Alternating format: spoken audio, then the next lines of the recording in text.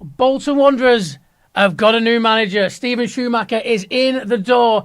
And here on Behind the Whites, we're going to give you a little bit of a reaction. Do not go anywhere. We've got plenty to talk about. Chris Hyder has been talking to the man himself. He's going to join us. And we might have an extra special surprise as well. I'm in the background. How am I doing that, Pete? That is amazing, isn't it? Hey, this is Behind the Whites. We'll see you on the other side of this.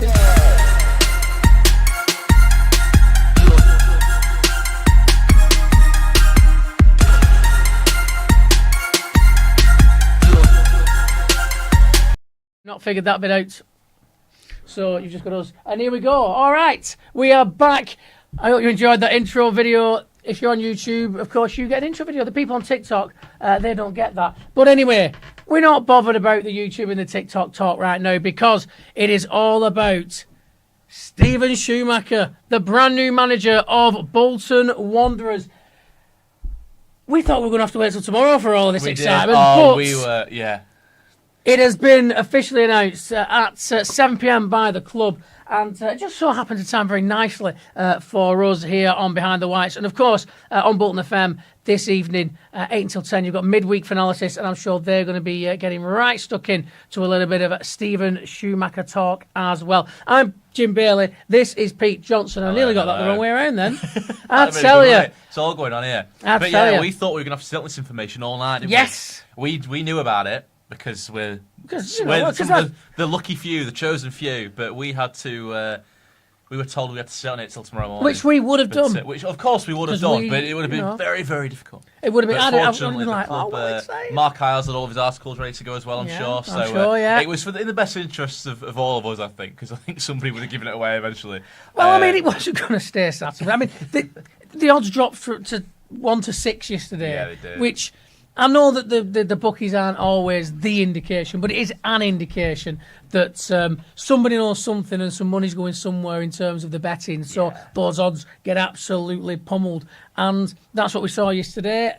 Look, there's been sightings, or there's been alleged sightings of the man around the stadium. And probably sampling the delights of Middlebrook. Why would you not? So many. Why would you not? There's plenty of good places in Norwich as well if you want a bit of food and drink. So... he's got to get used to a whole new area, hasn't he? He has indeed, Mr. Schumacher. But look, first off, the excitement, of course, of having a new manager. But what do we think of the man who is now going to be in charge of Bolton Wanderers, Steven Schumacher? We spoke a little bit about him last week, but now it's official. What are your thoughts? I mean, for me, he was always the most logical appointment. Steven Schumacher's a square peg, and Bolton Wanderers is a square hole. Really, it's a seamless fit. I think you could try and put another candidate in the frame. I think Julian Darby probably was the next most obvious candidate, as long as there's some sort of agreement of, you've got it to the end of the season, your job shit's safe, whatever happens. It looked like that was creeping in as a potential possibility, but he'd made it quite clear he wasn't really interested. And then, aside from Steven Schumacher, I think anybody else was just, nice imagination, really. Bit of creative thinking on the part of the fans, on the part of us. What happens if Steven Schumacher turns it down? I think everybody always kind of knew that it was his to turn down, wasn't it? If Steven Schumacher wanted the job, we always kind of suspected it was his to get. And absolutely, and he was quite clearly in the box seat for a while. Yeah. There weren't, of the candidates that were being named, there weren't that many for me that felt like a serious fit. I mean, Robbie Fowler's name came up. What was all that about? I mean, exactly. It's just creative thinking, that wasn't it, really? Robbie Fowler. I was a big fan of Robbie Fowler as a player, but I mean, I've not really seen much from him that made me think, oh, yeah, let's have a bit of Fowler in the Steven Gerrard's just left Atleti. Oh, yeah, that's true. Is there something to that? When Rooney's just left Plymouth and all these names are coming out. The Scouser called Stevens taking over the club and he's just left. And you're like, hang on. But no, I think he's a good choice. We know that he can get a team out of this division. And I think I think he was hard done by at Stoke. I think a lot of Stoke fans that we've seen comment have iterated that they thought that he got a bit of a rough time at Stoke. So I wouldn't really read too much into that. Maybe I'm just excited that we've got someone in and we can move forward now, and it's time to go. And we hope that what Julian Darby has done, which of course we will touch on a little bit later on, because just what an epic story, what an epic tale, 100% as well. Lovely stuff. His trips to the tip and his selfies. But instead of taking over the club where the club was maybe looking a little bit like we were floundering, he's taking over the club now with some optimism, and he's taken the baton from Ian Evatt, very short time with it, but he's passing it on now to Stephen Schumacher, and the attitude and the feeling around the club is night and day from what it was a couple of weeks ago. It is, and it'll be able to hit the ground running, I think, Stephen Schumacher, because the wheels are already in motion. We are playing catch-up, granted, although it's not a huge catch-up, is it really? And we forget that quite easily because of just how bad the football was at points over the last few weeks and months. We do forget that it is a relatively small points gap with still a hefty number of games left. So if we can carry on and build on the momentum that we've instilled kind of in the last week or so, Stephen Schumacher, I'm sure he's already got many ideas as to who his favourite player is going to be, what his favourite system is going to be. And still a bit of time yet in the window to bring a few in. We don't know what kind of money he's going to have to play with, but you'd imagine he'd like to maybe strengthen or maybe bring someone in that he might have, I want a player that's going to do this, and Bolton haven't got this at the moment, so maybe we'll see someone like that come in. I mean, I think that's the next interesting thing, isn't it? Because when you look at the sort of players that Bolton have signed in the past few years, under Ian Evatt with Chris Markham and Sharon and the rest of the board, the players that they scouted meticulously for several months, in the case of Joel Randall, well over a year, and chase. They have a target. And we know how that system works. We know how that system works, but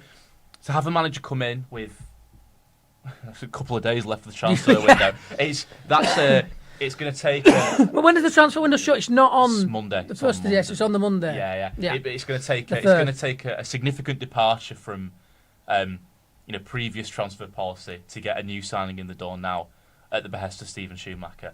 So I'm uncertain. Obviously, the potential's there, and you don't know how long these conversations have been going on. Maybe they've got somebody lined up. Maybe Stephen Schumacher's a big fan of that Ep10 from Cardiff, who were allegedly front runners to sign. Yes. You never know kind of what discussions have been, but now he's in position.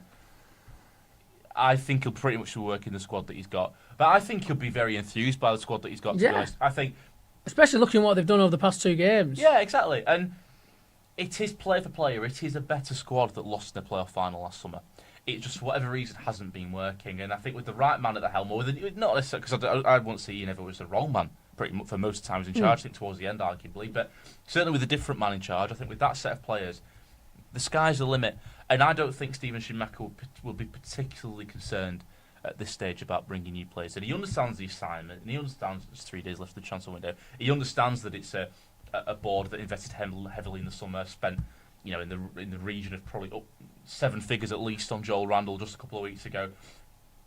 If we can bring a player in the next few days, great. But I think Stephen Schumacher will be really looking forward to getting his teeth into the squad. Absolutely, and he doesn't have much in terms of training ground time to really assess whether he needs to make changes. So it would be a surprise. I don't think we'd see anything wholesale, but I'd still like to think that there was a little bit of action left in Bolton Wanderers in the window so far, and we have been linked to a couple of players as we have mentioned. So exciting times, and of course.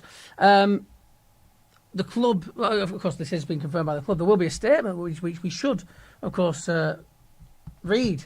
We're both constantly refreshing social media. We are. Well, I've been making sure that everyone can find this because we went on a little bit of a rush there with some slight issues that were We've already brewing. Had a couple of we have had some comments. On Mick Burrett saying, evening, Mick, good to see you. Jacob Levy saying, Schumacher Super White Army. Yes, Stephen Schumacher Super White Army. There's a lot of S's in there. It is, yeah. Yeah, there is a lot of S's in there. Mick Burrell saying, what a week it's been. Absolutely. Bolton 124 says, hey guys, great news breaking. Absolutely. I think that's the bottom of them, unless they can scroll down. I don't have a mouse, you see. So that's it. There you go. Lovely stuff. Anything, we'll go to producer Mark. Anything on the TikTok, hit it? Basically, everyone's saying, how glad they are that he signed up with us, and they're looking forward to the future with Bolton Wanderers, with Schumacher, and everyone's saying Schumacher's White Army and everything. Yeah. Fantastic, and it is. There's a little bit of a feel good, isn't there, around this idea and around the new manager coming in. I've just realised I can look at TikTok on my phone as well. Oh, very good. He's getting some of the comments. Stop zooming in on yourself. Comments and you do it.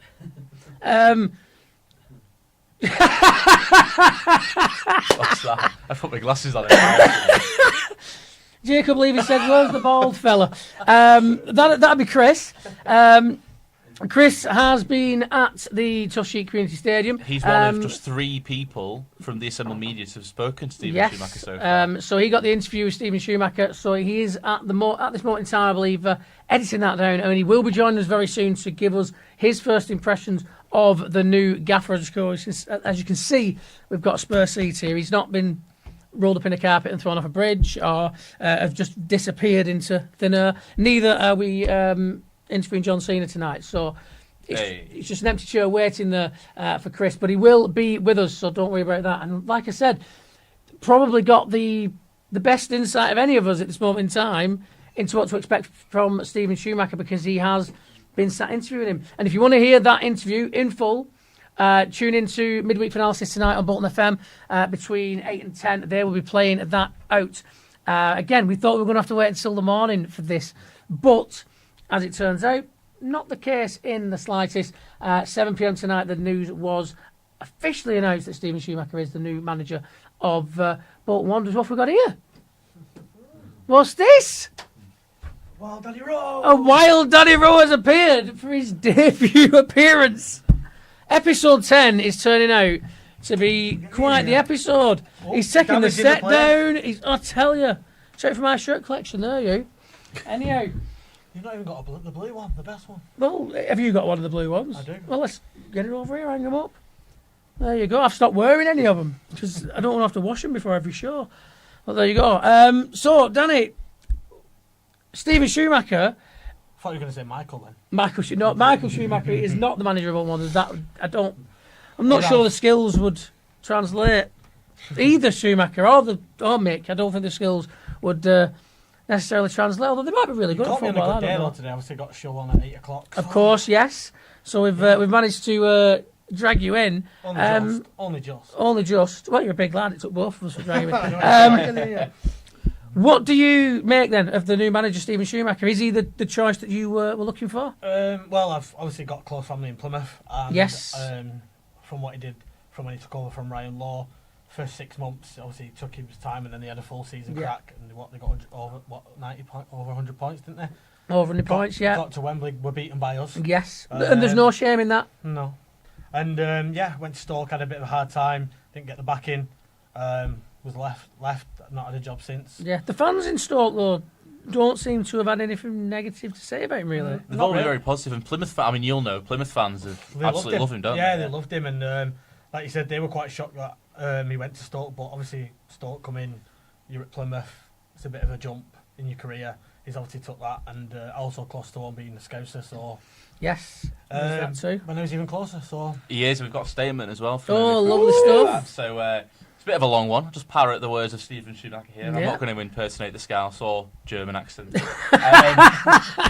This means everything to me. It's a fantastic opportunity. I'm really grateful to be given it by Sharon and the ownership group. It's a fantastic club with a rich history, and the journey and the project here is something I can't wait to get involved with. And we're walking into a group which still has an awful lot to play for this season. It's not too often that you get given an opportunity like this with a team that's only outside the playoffs on goal difference. That's credit to what Ian Evatt did, and I'm quite lucky to come into a group that's in good form. The work this week that Julian Darby, Andy Taylor and Andrew Tutts have done has been incredible. The lads have got 2 really good results. Hopefully we can go and get a third at the weekend. The message to the lads this weekend will be to go out and be themselves, play with confidence, and hopefully we can get a few results on the board and keep this season going in the way we want it to go and achieve the objectives the club is desperate to do. So very positive there, and I do like the fact that he's paid tribute to Ian Evatt as well, too. So a very positive start, I think, as you would like to think. But all things looking up at the moment. Negative, was he, Peter? Yeah, exactly. That's what I'm saying. But yeah, no. Well, I don't know why me. This is all going to go downhill, isn't it? Fuming about being here, but there's no better job. We're never going to get that way. But no, I think I know where you're coming from, Peter. Though it's a positive statement, and it comes with it. There does seem to be a sense of excitement coming from it. I think what I wanted to say, obviously talking about this, obviously a positive statement, is that it's building upon the positivity of the fan base, isn't it? Yes. He's recognised that as a platform. They're clearly quite a strong platform on which he can build. That's comprised of the fans, of the good results already this season, and the fact that we're already only just outside the playoffs on goal difference. There's a number of factors there that make it a very inviting project for him to get his teeth stuck I think into. obviously we're talking about Schumacher because obviously it's the big announcement, but Derby has to get some credit for what he's done in the last 2 games. Obviously the 2 wins as well on the back of, let's say, an awful run of form for Bolton Wanderers. The positivity's back, and from ball boy to winning 2 games in a row, can't get much better than that, can it? And Yeah, I'm sure. Sorry, go on. No, I was just going to say we're always going to get stuck into a little bit of this little interim period, and it has been quite a tremendous turnaround in terms of the attitude that you're getting from the just all around the club. There's just such a positive mentality and a positive attitude that seems to be resonating from not just the results, but the story of ball boy to player to coach to interim manager that Julian Derby's gone on.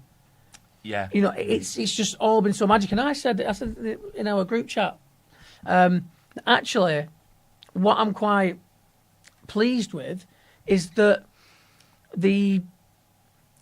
after that Huddersfield game, with the kind of party atmosphere, the kind of celebratory atmosphere, Julian's brought his grandson on the pitch and all that, and it was wonderful. And I was just brilliant. really hoping that we could take that and ride it rather than it being one of those where you get that big celebratory attitude, then what comes next feels like anticlimactic and you can't get up for it. Wasn't the case. They got the result. They got the job done again. Looked even better. So it was perfect. Honestly, on Tuesday night, obviously it was nervy, but it was again just like the player you want. No real pressure because, like you said, you've not really got a manager in at the moment who. No, but I suppose you know in the back of your mind that there's someone's going to be coming in and they're going to look at these games, surely. I felt like I was under a lot of pressure, and that kind of filtered through to the players, yeah. And then obviously you look at Huddersfield, you could see that weight had been lifted, and we were all in the studio, and every header we were heading with them, and they all dug in deep, looked after each other, and same again on Tuesday night, and like you said, we got 2 wins. Yes, Northampton game weren't the prettiest, neither was the Huddersfield game, but we got the result. Sometimes you don't need all this wonderful possession which we've been playing previously. And we didn't change too much though. No. It was more just maybe the height of the press was slightly different, or the line of engagement was slightly different. We were playing 10 yards forward. Yeah, 10 yards forward, and we weren't playing it slowly out from the back. Even when we were playing it short out from the back, there was more of a zip about it, and we didn't ever seem to be in a position where we were like, oh no, I don't know what to do with this, so I'll play it back to the goalkeeper, or oh no, I don't know what to do with this, so I'll try and skin the man. It was just, oh no, we're in a position, not sure what to do. Oof it clear, get rid of the danger, let's not take any silly risks. I'd rather lose possession and the ball be 30 yards, 40 yards that way than I've lost possession and I'm on my own 18-yard line. Well, that's the thing. We've seen numerous occasions defensive mistakes by playing out from the back. We simplified it, playing more forward, playing more direct. Victor came into the squad, did well in the 2 games he played. Obviously, he's got a slight injury now, so he played really well. I was very impressed. And again, I felt like Cogley had his best game in a white shirt on Saturday. Yeah, he did. So credit. And then you look up to Tuesday, that ball from Randall to Aaron Collins. We're talking about needing a striker now. Dion's gone, but if Aaron Collins can step up with the right players behind him playing in them balls, then. And if Vic's going to play like a player we don't need one. I mean, again, and I think with Victor, it's more of a matter of, it's not that what he was doing previously was poor. Yeah. I just feel like we brought him in and then didn't play football the way he plays football. It's funny because you look at him at Burton, he was scoring goals, and then a lot of through balls, a lot of balls over the top, a lot of deep crosses. Then he came to us and we weren't playing his style of play. Yeah. John Daddy Bodvarsson was at our club, didn't really play his style of play. He's now at Burton, and what's he got, 4 and 3? Yeah. And they play to his strengths. So again, when you've got players like Dion at the time, he wants the ball in the channel, he wants to run onto it, whereas obviously Bodvarsson and probably even Victor want it in the air. Yeah, well, they want the ball. They're more of a traditional centre forward, number 9 kind of player, aren't they? Rather than, that advanced forward kind of poacher style that you get from Dion. And then with Aaron, you get a player that can drift out wide and cross or can cut in. Seems to be able to hit it with either foot. I've got to say, my early impression is that again, it's very easy to say this after the facts and try and spin a positive, but I do think that the departure of Dion in many ways has probably simplified things a little bit, because I think we saw at the start of the season, it's something we spoke about a lot. We had 4 strikers. None of them really were much better than any of the others. All on a very similar par with level, each yeah. other. But again, very difficult to help them gel tactically because they're all very different types of players. And I think having one of those options in Dion Charles kind of out of the picture now, and we've kind of got Collins, Adebayo, McAtee, I suppose. It gives you more option for consistency, doesn't it? It does, and I think it takes away some of the complications of trying to bring 4 fairly different strikers into the same team in the same sort of setup. And obviously, like I said, it's very easy to say that now Dion's gone and we've got to crack on without him. But the early impression, certainly to me, has been that it just has helped simplify things tactically a little bit. Yeah, and it got a little bit tasty with Dion and a couple of the boys, didn't it, in that Huddersfield game? George Johnson. I mean, I wonder if I don't know if there was something. Back of him as well. I don't know if it was something in the something in the departure, or if there was something brewing, or whether sometimes you get players like in teams that just don't get on. I remember Gary Speed being kind of laughing on a Match of the Day interview, saying that that Juve was a great player, but he wasn't really his kind of. Was it Kieran Dyer fella. and Lee Boyer that fight? Kieran Dyer and Lee fight. Boyer had a full-on fight on the pitch. It's not quite that bad. No, it's not. But I just wonder if it was just one of those where maybe Dion's personality and other characters in the squad didn't quite gel, and once they're on us inside, they were like, right then, let's have it. Yeah, or was it? Well, I think my mate's over there, so I'm going to boot him because that's how I play it a lot of the time. No, definitely. I think that's definitely probably the answer to the question. They probably just ex-teammates want to get one over on each other, and yeah, of course. Got to get out of hand. I've noticed Mick Burry getting in touch again, saying, "Take it, Julian will take the team this weekend, and he'll be watching in the stand." I hope not. I wouldn't have thought so. To be fair, I don't think. It wouldn't surprise me, but I hope not. And I imagine that they'll just, give him the day tomorrow to kind of. I'm sure he'll be straight in. But maybe with a bit of help. I do think Julian Darby will still have a lot to do this week. I think his role will be very important as being the man who kind of hands the reins over to Schumacher. Yeah, and I could imagine that it gets him up to speed on the squad. Yeah, I can imagine that maybe he spends a week as his assistant. So I think I think Julian Darby's involvement with the first team is far from over. Yeah, I think he's going to be a very crucial thing. Yeah, there's definitely going to be some kind of handing over the reins, isn't there? But I think Schumacher will surely be taking charge on Saturday. Yeah, and plus I'm not a fan of having that. The interim manager having one last game and the real manager, the real new manager's up there in the stand. I think it's weird, and I think that it kind of undermines the interim, and I don't think it often leads to a great performance from the players. I'm quite the opposite, because obviously the manager's coming today. We've got a game on Saturday. It's not much time. Not much time. I hardly doubt they'll be training heavily on a Friday before a game. So maybe give it Derby with him watching the stands, because then he can have a look where he needs to improve, what he can do to help individual players, and then bring that into the training ground next week for the games that we've got. Yeah, I mean, I just don't personally like it because I don't think it often leads to good performances. I don't think it's good for the team. I mean, I don't think that Steven Schumacher's coming into this job without having an idea about the players. I'm sure he'll watch the game on Tuesday and last Saturday. I do take your point. I completely take your point. But I think once he's made that announcement, I think he's got to be on the touchline on Saturday. I just think it just makes the most sense. He's only 18 games is quite a lot, but in a similar sense, it's actually, it's like we're pretty much into the last third of the season, aren't we? Or not far off. So I'd have thought he'd want to be hands-on straight away. And I agree with your point that he'll want to see what happens on Saturday and identify certain strengths and weaknesses. But I'd have thought he's better off doing that by managing the game himself than by watching somebody else manage it. So I think he'll be straight in. I really do. I like we've agreed already. I think Julian Darby will be probably in his ear. Yeah. But I think he'll be wanting to get. So he's not signed the contract to wait another 3 days or wait another week, whatever. I think he'll be. Spicy gaming says we're going to win the league. Yeah, well, you know what? I would love that spicy gaming. Well, it's very much fair point, isn't it? I mean, where do you kind of set our stall now? Because I think to say that we're only aiming for top 6 is probably a bit under-ambitious, isn't it now? Yeah, well, you've got to push on for whatever we can achieve now. But it's about, for me, going on a run that just keeps giving us more and more momentum. Yeah. Because, as I say, for me, finishing third and finishing 6th, when it's all said and done, there's no real difference, is there? No. You've finished in the playoffs, so what? It's about having that momentum to be in good form and good confidence as you go into the playoffs, so you can, ride on. Well, if you think of it, Oxford finished 6th last year. Yeah, they got promoted, doing all right they were doing all right in the Championship, not doing too good now. But again, like you said, as long as you finish within that top 6, it's better than that's 3 it. games, isn't it? Really? Exactly, yeah. First, second, third to sixth, everybody else. But and then relegation. That's how it is. But I agree with you. I think certainly once you get to this stage of the season, I think momentum is probably more important than points total to a certain extent. We saw that with Oxford last year. We kind of limped into that. Well, we finished third, and finishing third was an enormous disappointment. And compare that to Oxford, who finished 6th or 5th rather, and it was like the best news ever. Yeah. And it just goes to show, doesn't it? Because a few weeks before they didn't. They weren't expecting any. No, they weren't expecting to be in the playoffs, let alone in the final. Even in the last week, we hadn't won back-to-back games since October. Yeah. We'd won 3 games out of the last 11 or something whenever it departed. We've now won 2 in a row. Huddersfield were unbeaten in 3 months. They've now lost 2 in a row. Wickham, there's already clear signs that since the there's a chance. We are peaking, and obviously we've got a massive points difference to make up on some of those teams, but we're peaking when...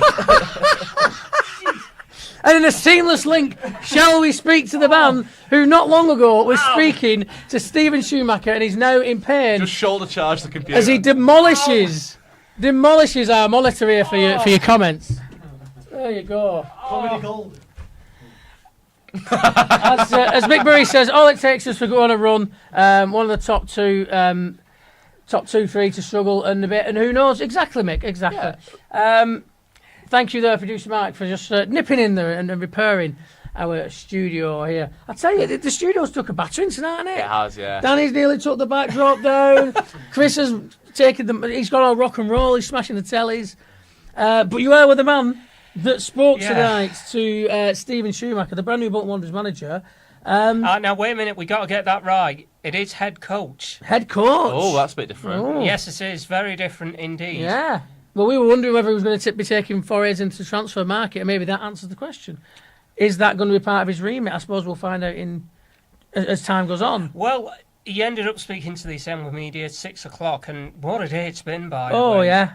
You were up there for a number of hours, weren't you? Yeah. You were initially expecting to speak to Julian Darby, weren't you? Well, that's just it. Let's try and wind it back a little bit as to what I thought was going to happen. Talk us through your afternoon, Chris. Basically, I'll have to start in the morning. Oh, wow, right. I'd ended up WhatsApping Pete Oliver, head of football communications at the club, asking any word on a presser perchance. He says maybe around about 3:30, 4 o'clock. Thought, all right, that's fine. Now, I take a bit of a gut instinct thinking maybe I might need to head over there just a little bit earlier, just on the off chance something significant happens. So I ended up doing a bit of work, and around about 3 o'clock I get a similar WhatsApp message from Pete, and this is before either one of the other guys found out, saying presser delayed, be here for 6 o'clock. Admittedly, he didn't know that I was at the stadium at that point. No. But basically it ended up being a case of, right, this is the lay of the land as to what's going to happen. So I have to tell you guys, it looks like we're going to find out at 6 o'clock who the new man is, but we might not be able to play the interview out tonight because the club are going to wait until the morning to announce. Then that obviously changed. Yeah, which I think we can be very thankful Yeah, of. and I think it was just a logical thing to do because, we live in an age now where if a club back in the 90s, if a club had made an announcement at 7 p.m. on a Thursday night, it's not going to get much traction, is it?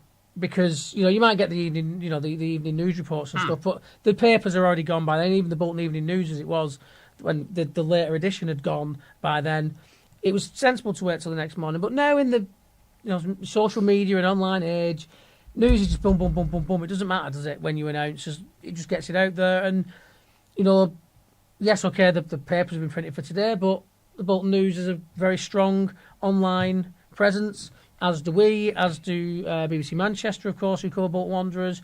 So everybody has that platform to put it out, so just crack on. And it's good that they've done that, I think. Yeah, and I've got to be honest. Good for us anyway, because I'm well excited to be able to talk about it. Well, yeah. It's already cooking up a storm. I'm just having a look now with it. It's we're all running some serious numbers tonight. Yeah, I was going to say, I ended up putting it out on the Bolton FM social media channels on Facebook and X just after 7 o'clock. And from what I can gather already, people seem very happy with the news about the new manager. I think you'd said the most logical appointment that could be done. Yeah, Well, it wasn't a surprise. I mean, maybe the timing, because everyone's thinking it's dragging on. It's probably going to go into next week. I think the fact that we woke up today and it was suddenly bang, right, it's happening today. I think maybe the timing was a little unexpected because it gets to a certain point in the week and you think, right, it's Julian Derby's game this Saturday, and then they'll move on. But I think the name of the appointment itself it can't be a surprise to anyone really. No, I mean, as we said earlier, dropped to 1 to 6 in the betting odds yesterday, and that's when it gets to that kind of odds, it's usually a good indicator that something's going on. So I'm sure lots of people saw that and were like, ooh. I will say, we've had Danny on, and he has entered into the studio once again, and basically... Once again? Not broken anything this time. Was his debut? Basically, you are going to hear the first interview with Stephen Schumacher on Midweek Analysis on Bolton FM from 8 p.m. And you can listen on FM, 96.5, naturally. On your DAB? On DAB digital radio, or online at boltonfm.com. So... that is how you'll be able to hear Stephen Schumacher speaking to the assembled media. I'm just waiting for that to come up on our monitor here now. Oh dear. Are you all right, Jim?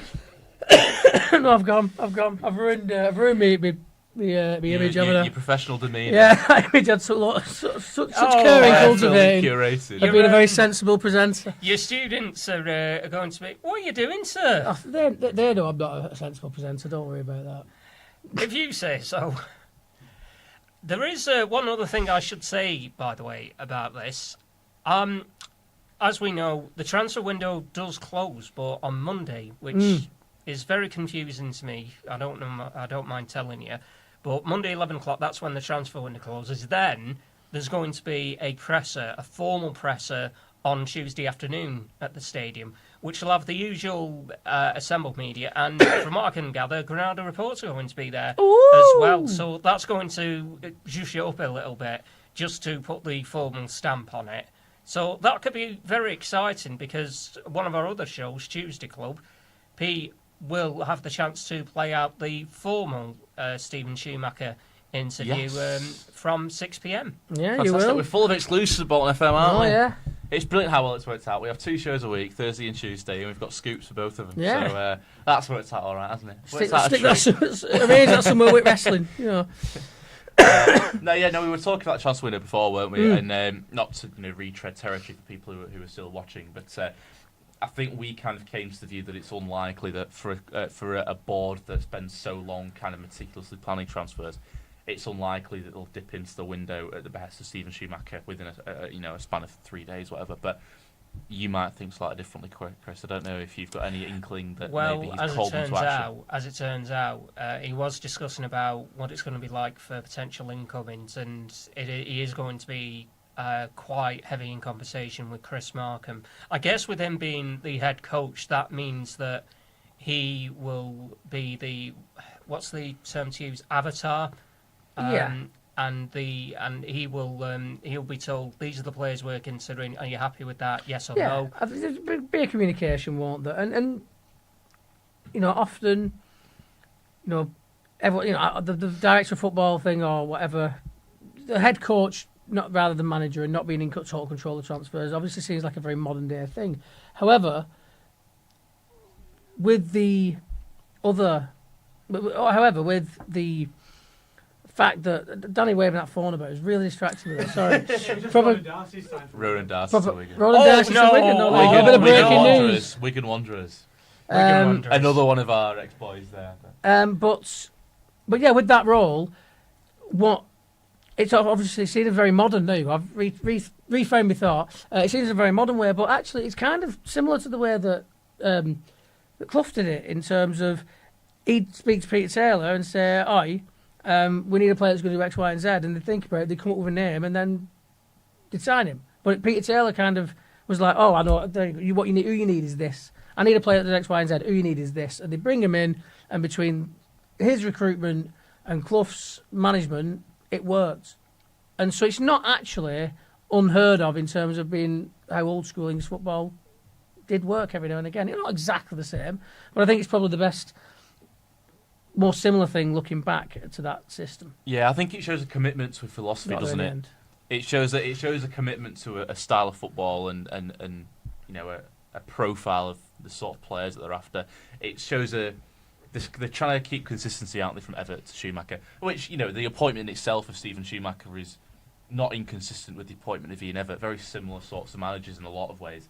But in terms of the style of football, obviously, we play a very distinct brand of football, don't we? Particularly for this level of the game. And to try and undermine that with a recruitment of a different type of play for a different type of system, you know, we could be taking 3 steps back before we take a step forward again. But I think to kind of take the transfer policy kind of out of Steven Schumacher's hands and give it fully kind of to Chris Markham, who's been working on it for several years under Ian Everett, I think that shows a consistency in the fact that they want to, as we kind of suspected, they want to build upon what's gone before rather than starting from scratch. And I think if you give Steven Schumacher free reign over transfers, as Man United are probably the most high-profile example of doing it with managers, you end up with a bit of a hodgepodge of different types of players, different kinds of systems. I think if you take feel it out, like it'd be hit and I miss. think if you take it out of the hands, and this is nothing personal against Steven Schumacher whatsoever, I think if you take it out of the hands of the manager and give it to somebody higher up or somebody on the board who's got a bit more of an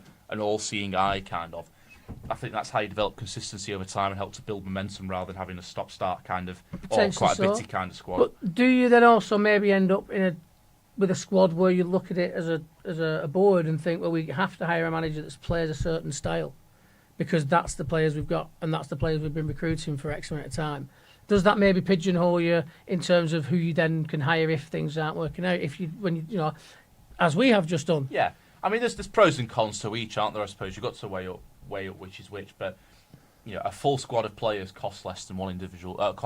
Much more than one individual manager. Yes, so that's very true. I think it's probably because we know that Bolton's a club, you know, built under Sharon Britton, kind of built on sustainability and trying to be as profitable as possible, and you know, not being too thrifty with money. And I think, bringing a manager who'll be able to use to good effect the squad of players we've already got and develop a system around them that, you know, they've already been playing a similar system to that over the last few years, I think is quite a economically smart move, if nothing else, because I think that the investment that, like we said before, I don't think Steven Schumacher will be coming and thinking, God, I need 7 or 8 players. No. I think he's coming in because player for player. I think you look at that squad and go, player for player, it is a better squad Yeah. than the one that lost in the playoff final. It's just kind of been derailed slightly for various reasons. So I think once he gets them playing, once he gets them firing, we can go anywhere with this. I mean, squad. if he picks up the baton and runs with it, with the perform, you know, if Schumacher comes in and there's no change in the level of performances that we've seen over the past couple of games under Julian Derby's stewardship, then I can't see there being any problems whatsoever. Because if they just go out there and play like that in every game for the rest of the season, I'm not sure where the losses are going to come. Because it's been a different kettle of fish. That you look way more organised, look way more combative, look way more passionate. Just looked way more up for it in every sense of the word. And if we go out and play like that with the quality we've got, then we very much will be beating teams most weeks. And Ian Everett always seems to be scratching his head saying, like, no, we're really good. It almost got to the point towards the end where I felt like there was an attitude of, we're really good, and I know we're really good. I don't understand why it's not working. And then Julian Derby comes in, and all of a sudden, boom, there you go, it's working. And what's the old adage, a change can be as good as a rest? And maybe that is a part of it for the players, or maybe it's just those subtle tactical tweaks.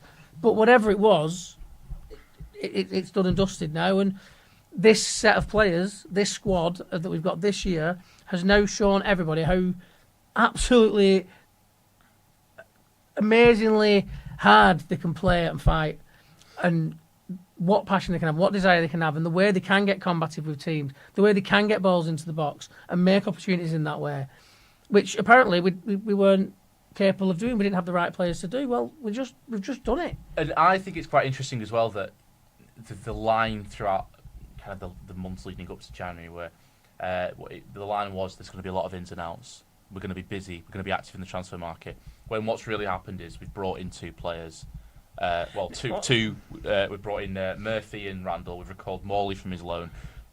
That's pretty much all we've done. We've not. Well, to be honest, it's exactly the same as a year ago. Yeah, if you but look at it all that this way. all this big talk that we were getting that we're going to have a very active January has not materialised whatsoever. And in many ways, I think that's a good thing because if Stephen Schumacher's walking in the door at the same time And with there's 7 5 or 8 new new players, yeah, who yeah. were all recruited by Ian Ever, that's a mess. That. Yeah. But he's walking into a squad who, bar Joel Randall and Alex Murphy, he's only here for a few months anyway. You know, I think that helps as well. Yeah. I think because we did think, didn't we? Certainly when Joel Randall came in, we kind of suspected either they're going to back Ian Evatt in the transfer market with a few big signings, or they're not. And then you're thinking they're clearly sort of imagining that a little bit further down the line they might be parting company with him. In the end, they brought in one player in support of him.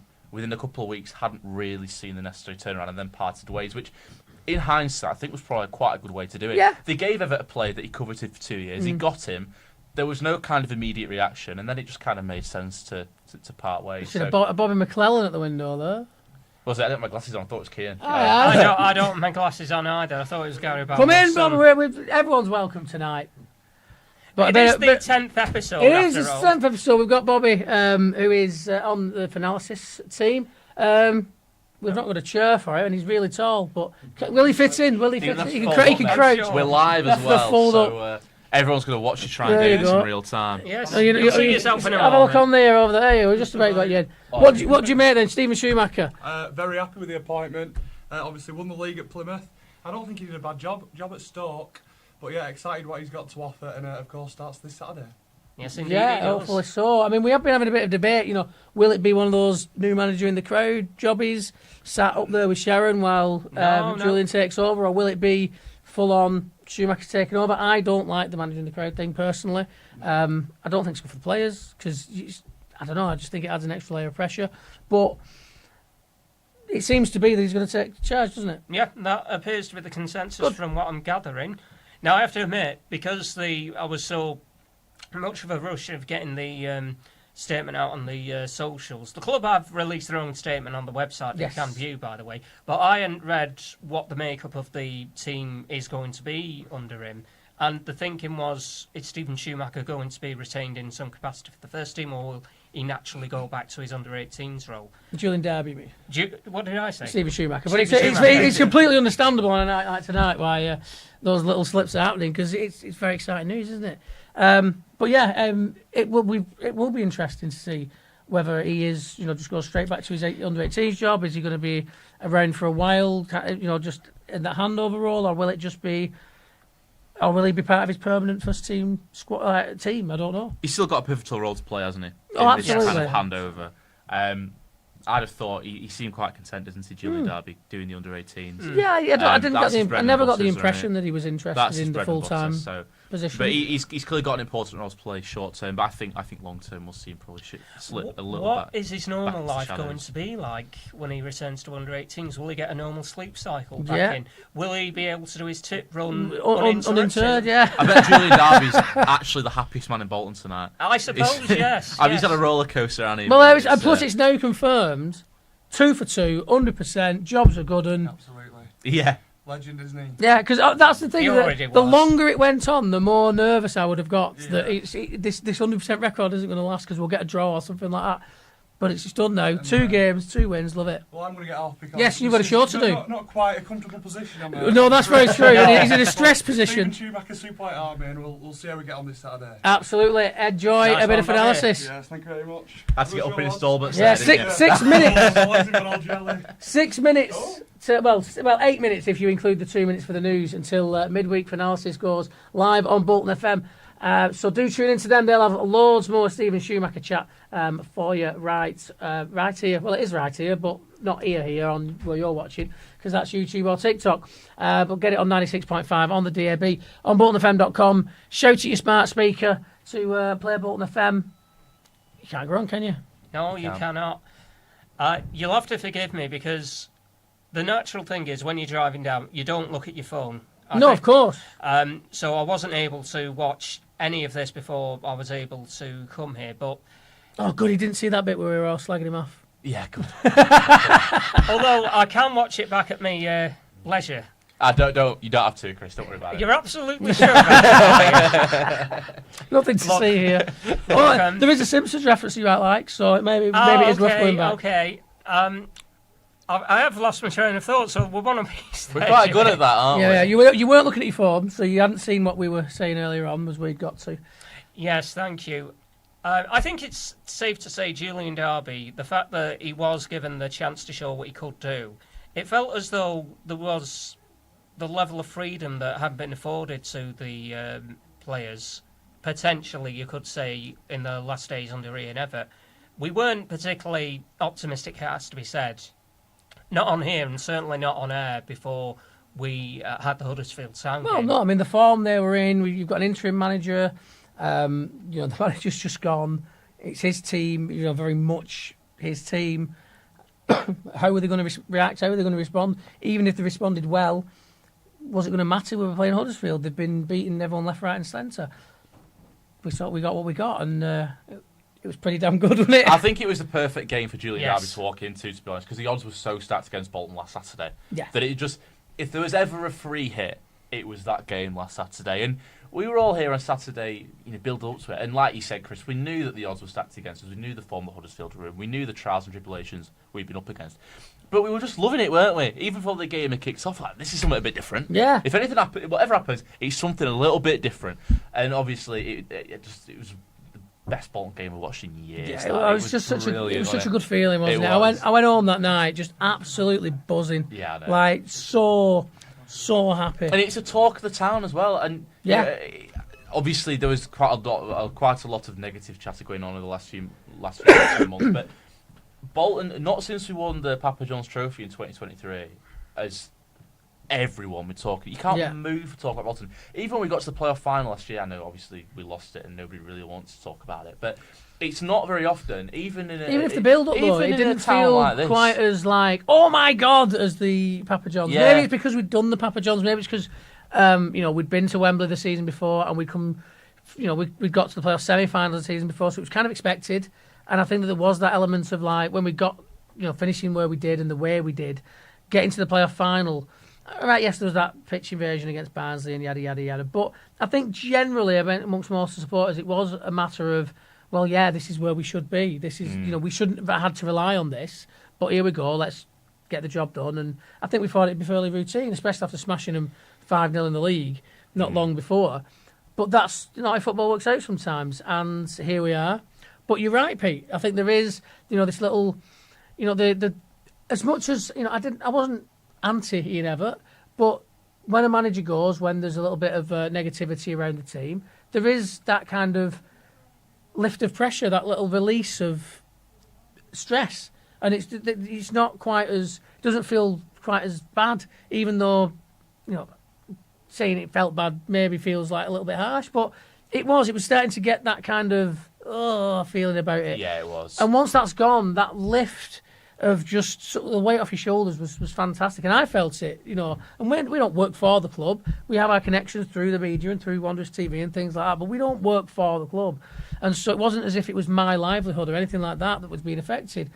But as a fan, I just felt that pressure lift, and then Julian Derby comes in with the story, ball boy to player, as we've said, to coach, to now the interim manager, and then to get the win. And it was just perfect. And a big crowd down at Huddersfield, party atmosphere, amazing. Yeah, I mean, the thing was towards the end under Ian Evatt, win, lose or draw. Like you said, I think the pressure on him translated to the players. Win, lose or draw, the story was always his job. It was, we've won, so Ian Evatt's relieved a bit of the pressure bumps of, we've lost or we've drawn. How much closer does that push him to the brink? Win, lose or draw, every game. The press probably didn't help them make that narrative. It was Ian Evatt's job. Whereas now I think it's kind of the opposite. Win, lose or draw on Saturday. I think we hope very much it's going to be win. Absolutely. It's still a positive start, and it's still the feeling that it's the start of a new dawn. And that's the flip side, isn't it? Whatever the result on Saturday, there's a sense of optimism and hope that's come back. We don't want that. Oh, the interim manager, everyone's been dead up, and then the new manager come in and it goes downhill a little bit. Like United, look good under Van Nistelrooy, and then the permanent manager comes in and it's... You never know, we could get the new manager bounced twice. That is what I want. That is exactly what I want, Pete. I want to see us double bouncing. We're absolutely mental under Julian Derby, so we're going to be like stratospheric. That's it. under Steven Schumacher. Well, one of the things. Get your money on a 10-0. One of the Don't. things that was discussed was the fact that at least Stephen Schumacher has come in and Bolton have picked up 2 very good results. It could have been a little bit difficult for him. Not that I don't think he wouldn't have been able to Absolutely, slowly but turn things around. Again, anyway. when you were on your way between the interview and coming in here, we mentioned he's passing him the baton, and that baton's in a much better condition than it was 2 games previous. So it's a much better position to be taking the reins in. I think the whole timing of how everything's worked out, and I know it's almost like they planned it. Yeah, I mean, yeah, exactly. We all expected at some point that Ian Evatt was probably going to part ways with the club sooner rather than later, and then we all expected once that happened that Stephen Schumacher was most likely going to be the man to replace him. But the timings were all a little bit hazy, and I think when when Evatt actually came to be sacked after that Charlton game, when Bolton actually played pretty well, probably caught a few people, or a lot of people off guard. Well, again, if we don't concede those 2 late goals, then he doesn't go. He doesn't go. And then today, and nobody expects much from the Huddersfield game, so that probably doesn't get him sacked. Or potentially from the Northampton game. Yeah, he's probably still here, isn't he? But then we wake up today, and we didn't necessarily wake up today thinking today's the day Stephen Schumacher's going to be nice. But that's how it's transpired. The whole thing has just been kind of we'll find out as we go along. From the outside, you wouldn't expect to necessarily be party to all the information, but it certainly seems timing-wise, every step of the way, it's kind of caught us a little bit by surprise. But it also feels that they probably couldn't have played it much better, really, in terms of the sacks Evatt or parties ways with Evatt on the eve of arguably the most difficult game of the season. Kind of relative form-wise and all that sort of stuff. It was a complete free hit for Julian Darby. Got that brilliant result. Backs it up at home on Tuesday. And now, kind of the mood's at an all-time high, having been at an all-time low a week and a half ago. And then you bring the new manager in for a reasonably winnable, albeit very important game against another high-flying side this weekend. So I think every step of the way, I think the timing's actually worked out really well here. And yeah, it's almost like they did plan it, even though clearly it's not the way. Yeah, I'm sure they weren't planning to part company with Evatt when he did. But it has just worked out nice. I think since then it has worked out very well. Just being out in time for us to go live was even more perfect. But I think that's pretty much all we've got on the matter for now. But if you do want more Stephen Schumacher content from us here at Bolton FM, do get on to Midweek Analysis. Is it on air? It's just coming on air now. Now, go! Well, don't go quite yet. Do remember to share, like, subscribe, all of that. Thanks if you've got in touch. Any other comments? Choo Choo says, we're not on the radio, so I can't say. Bollocks to Evatt, SSWA. There you go. Bit dangerous saying that, the SS stuff in particular. I don't think people think that's what we mean. Well, maybe not. Stephen Schumacher's Super Army. All right. Schumacher's Super Army. We're not doing anything untoward. It's football. So don't worry. Don't take the stream down. Don't cancel us, please. We need those 10 views or whatever. 10 views. I don't know. Just thought it'd be funny. Anyhow. Yeah, tune into Analysis. Any comments on the TikTok? That's where I was going, Mark, before I got thrown off there. Comments. There's loads of comments. Loads of comments. Yeah, a lot of people are sharing it. And Lovely. Schumacher's the right decision. Yes, I agree with that. Can't wait for him to get going. It was between him and Des for me, and I think that either way you went was good. Hopefully so. That's very optimistic. Give some names. We'll shout some people I know as well. it's far from impossible. Alfie. From school. Oh, very good. Good lad. Harriet. Harriet's on there. Yeah. Then there's John B. John B, what's he saying? He just says, hey, it's Jim Bailey. Hey, it is. It is. They've not come for football, they all seem to have come for you. Well, there you go. A bit dangerous. We're here for the big lad in the middle. There you go. Big lad and all. Anyhow. Well, no, thank you all for joining us and watching. Like I said, do like, share and subscribe. And go and check out Midweek Analysis on Bolton FM right now at 96.5 on the DAB, boltonfm.com, your smart speakers, maybe under your sofa. I don't know. But check everywhere. You can get us all over the gaff these days. Any final thoughts, boys?